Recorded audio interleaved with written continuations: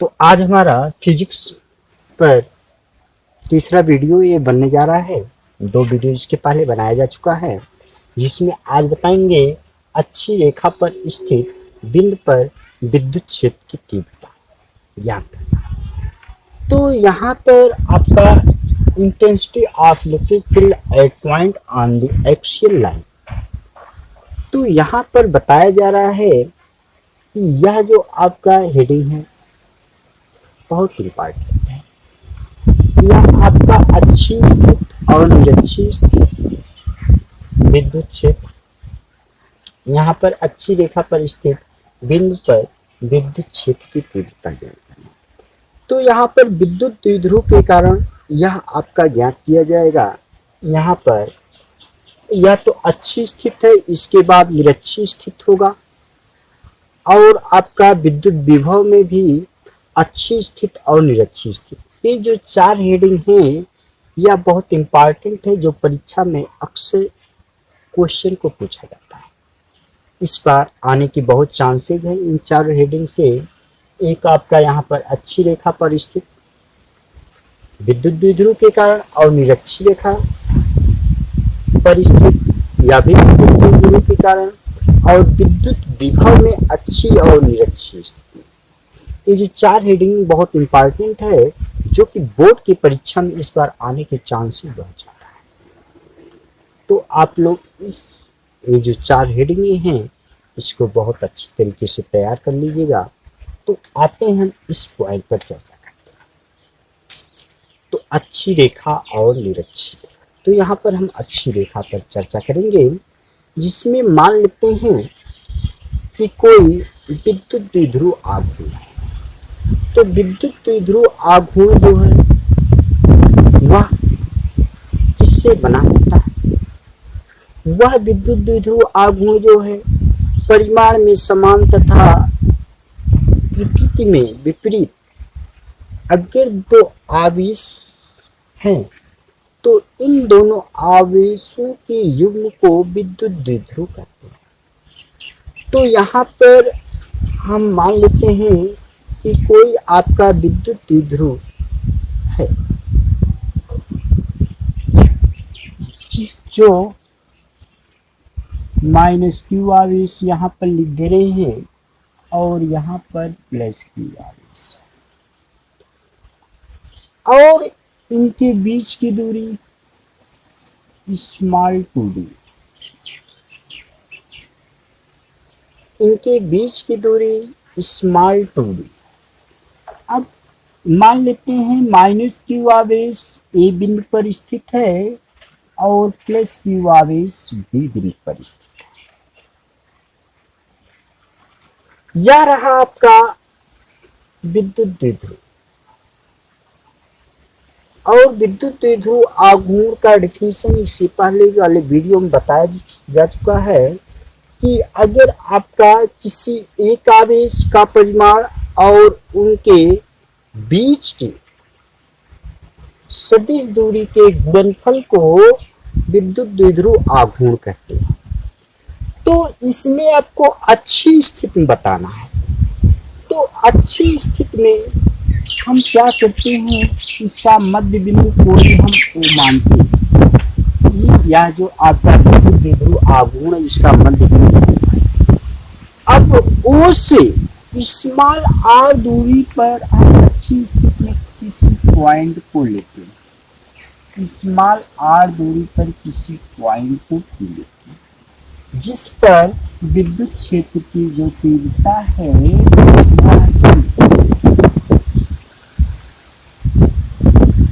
अब जब यहाँ पर आपका कोई पॉइंट लिया गया तो इसी P पॉइंट पर आपको विद्युत क्षेत्र की तीव्रता ज्ञात है। इसी P पॉइंट। अब हम क्या करते हैं, वह जो आपका P पॉइंट है अगर -q आवेश से देखा जाए तो P पॉइंट पर मानते हैं कि विद्युत क्षेत्र की जो तीव्रता वह Q है, और प्लस क्यू आवेश के कारण पी पॉइंट पर जो विद्युत क्षेत्र की तीव्रता वह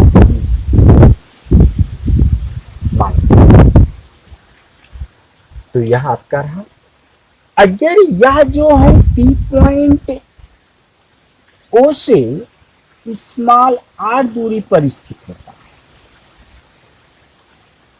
पी पॉइंट बिंदु ओ सी पॉइंट ओ से स्मॉल आर डिस्टेंस दूरी पर, तो हम क्या करते हैं, इसका जो डिस्टेंसिंग है ए से बी के बीच की दूरी है, और यहाँ से अगर हम ओ से ए के बीच की दूरी निकालते हैं तो डी हो जाएगा, क्योंकि ओ आपका ए और बी का क्या है, मध्य बिंदु है, ए और बी का मध्य बिंदु है, तो ओ से बी के बीच की दूरी या भी डी।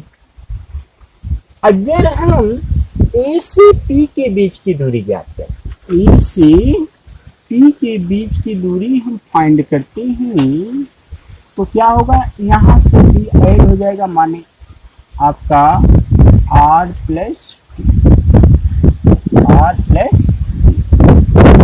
बी से पी के बीच की दूरी क्या हो जाएगा,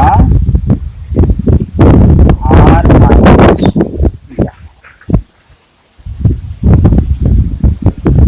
यही है। तो यहाँ पर माइनस क्यू आवेश के कारण और प्लस क्यू आवेश के कारण, आवेशों के कारण बिंदु पी पर जो विद्युत क्षेत्र की तीव्रता, जो परिणामी विद्युत क्षेत्र की तीव्रता है वह है, और माइनस क्यू आवेश के कारण बिंदु पी पर विद्युत क्षेत्र की तीव्रता E1 है, प्लस क्यू आवेश के कारण बिंदु पी पर विद्युत क्षेत्र की तीव्रता E2 है। अब हम बात करते हैं कि माइनस क्यू आवेश के कारण बिंदु पी पर विद्युत क्षेत्र की तीव्रता, माइनस क्यू आवेश के कारण बिंदु पी पर विद्युत क्षेत्र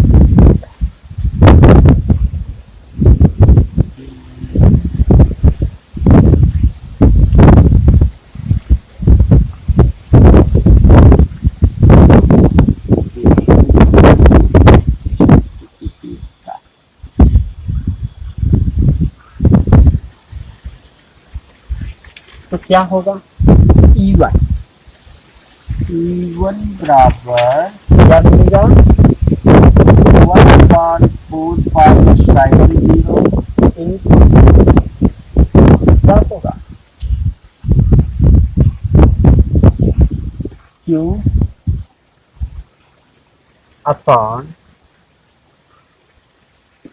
R प्लस डी का,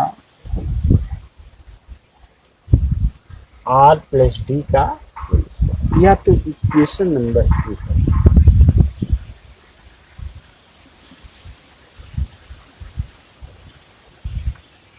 आप ध्यान देंगे, प्लस क्यू आवेश के कारण बिंदु पी पर या किधर रहेगा, पी ए की दिशा में, इसका जो डायरेक्शन होगा वह पी ए की दिशा में। अच्छा, प्लस क्यू आवेश के कारण बिंदु पी पर विद्युत क्षेत्र की तीव्रता,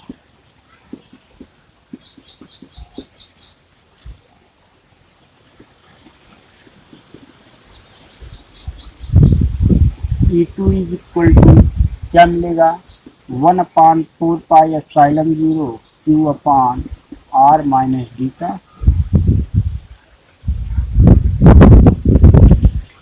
यह होगा, यह किधर रहेगा, बी पी की दिशा, बी पी की दिशा।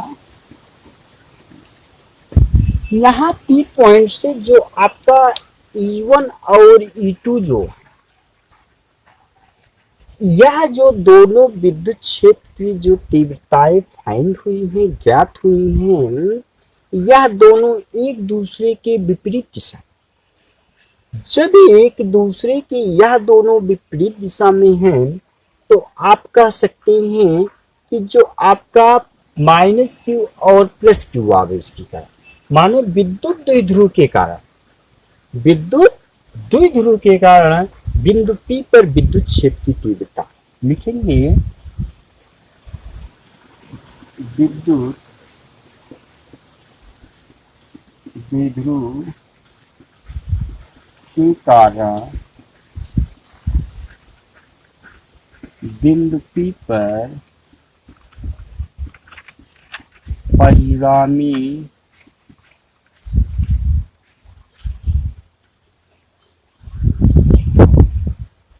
विद्युत क्षेत्र की तीव्रता,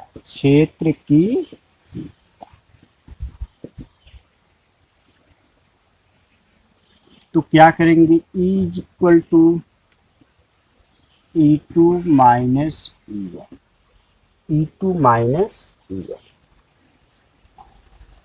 चूंकि लिख सकते हैं 1/4 pi epsilon 0 into Q/R minus D का होल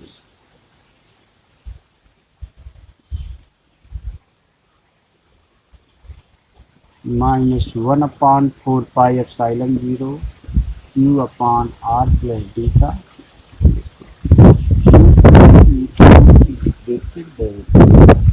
E2 का मान जो है वह E1 से क्या है, ज्यादा है। तो आप क्या लिख सकते हैं, जो कॉमन पार्टनर्स को ज्ञात कीजिए, तो Q/4 पाई एप्सिलॉन 0 इन ब्रैकेट में 1/R माइनस डी का whole square minus 1/R plus D का होल स्क्वायर, या फाइनल।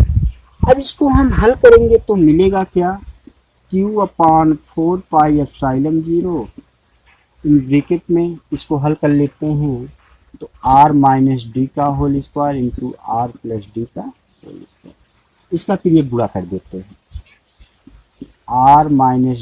R प्लस डी का whole square R minus D का होल स्क्वायर, यहाँ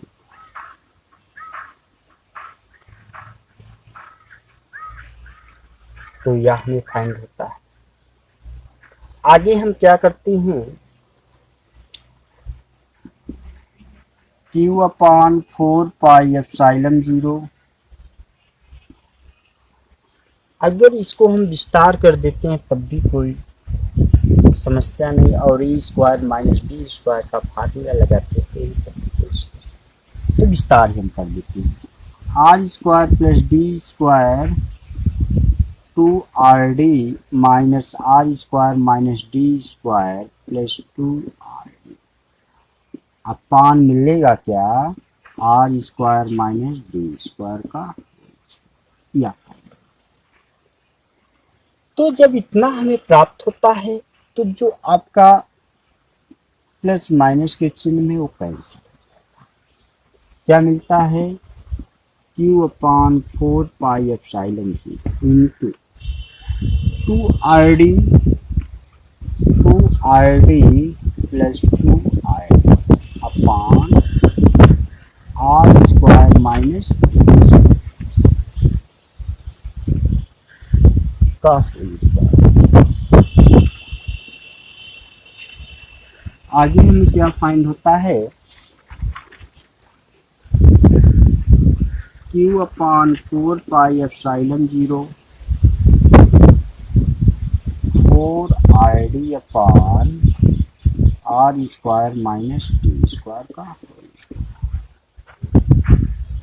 अगले पार्ट में आप लिख सकते हैं Q/4 पाई एप्सिलॉन 0 गुणे 2R गुणे 2D अपान R square minus D square का होल स्क्वायर, या आगे क्या लिख सकते हैं, Q/4 1/4 पाई एप्सिलॉन 0 2R गुणे 2QD upon R square minus D square का होल स्क्वायर। आगे आप चल सकते हैं 1/4πε0 into 2r into P upon R square minus D square का होल स्क्वायर, क्योंकि p इक्वल टू 2p। यही आपका विद्युत द्विध्रुव आघूर्ण। अब आप क्या कर सकते हैं, कह सकते हैं कि यदि आपका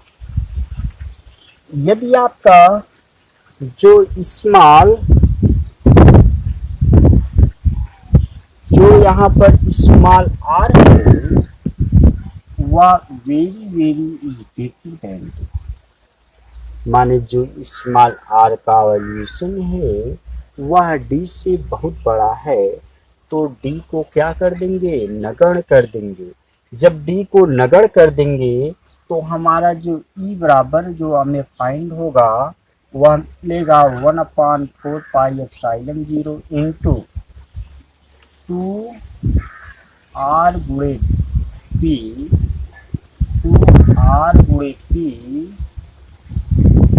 अपान मिलेगा क्या, आर स्क्वायर का होल स्क्वायर, या मिलेगा 1/4πε0 इंटू 2r अपान r की पावर 4, यह एक r कैंसिल हो जाएगा, 1/4πε0 2p अपान r।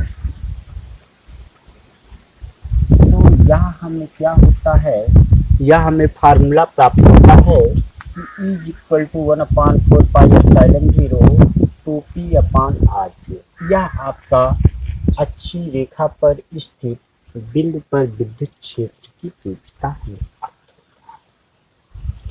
यहाँ पर हम आपको एक बार और समझा दे रहे हैं, जिसमें यह माइनस की और प्लस की यह आपका विद्युत तीव्रता और इसके बीच की अल्पतम लघु दूरी 2d है, या इसके बीच का कोई पॉइंट O लिया गया, O से स्मॉल r दूरी पर क्या हम किसी बिंदु P को लेते हैं जिस पर हमें विद्युत क्षेत्र की तीव्रता ज्ञात करनी है।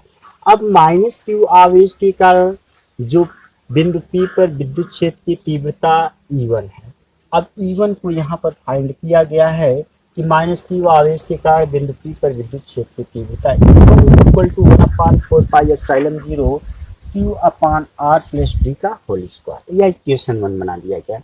अब ध्यान देंगे यहाँ पर प्लस q आवेश के कारण बिंदु P पर विद्युत क्षेत्र की तीव्रता यहाँ से निकाला E2 equal to 1/4πε0 q upon r minus D का होल स्क्वायर। इक्वेशन नंबर 2 ध्यान देंगे बिंदु आप यह जो टोटल आपका विद्युत द्विध्रुव माइनस q और प्लस q आवेश के कारण बिंदु P पर विद्युत क्षेत्र की तीव्रता, परिणामी विद्युत क्षेत्र की तीव्रता ज्ञात किया गया है।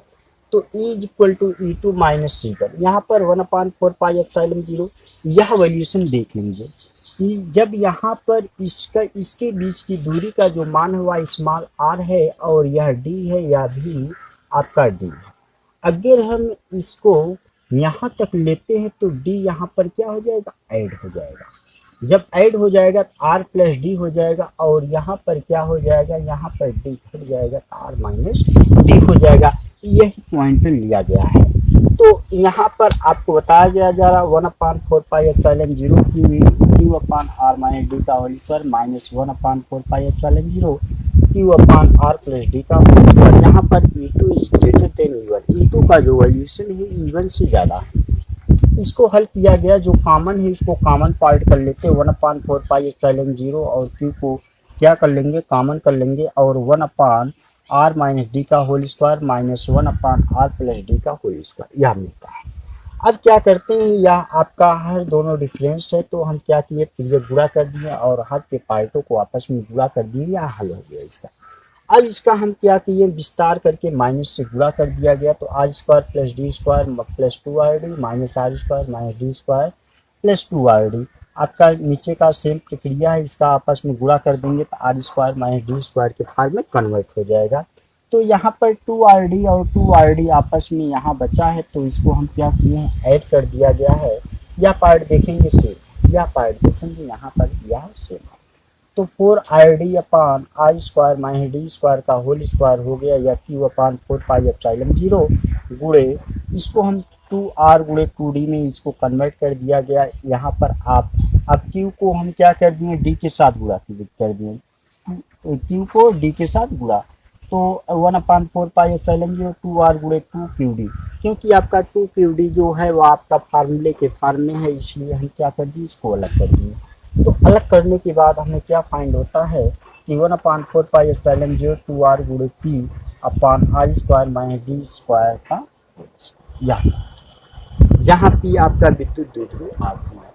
अब यहाँ पर बताया जा रहा है जो r is very very greater than d, अगर r का मान d से बहुत ज़्यादा है तो हम यहाँ पर d को नगण्य मान लेंगे। नगण्य मानते he is equal to 1/4πε0 2r गुणे p अपान r स्क्वायर का होल स्क्वायर। अब इसको हल किया गया, 1/4πε0 टू r से कैंसिल किया गया, तो एक r ऊपर से कैंसिल हो गया, तो p में कन्वर्ट हो गया, यहाँ पर r क्यूब में कन्वर्ट हो जाएगा। तो is equal to 1/4πε0 2p upon r। अगर यह वीडियो आप लोगों को अच्छा लगे तो लाइक कीजिएगा, सब्सक्राइब कीजिएगा और अपने दोस्तों के साथ शेयर कीजिएगा। धन्यवाद।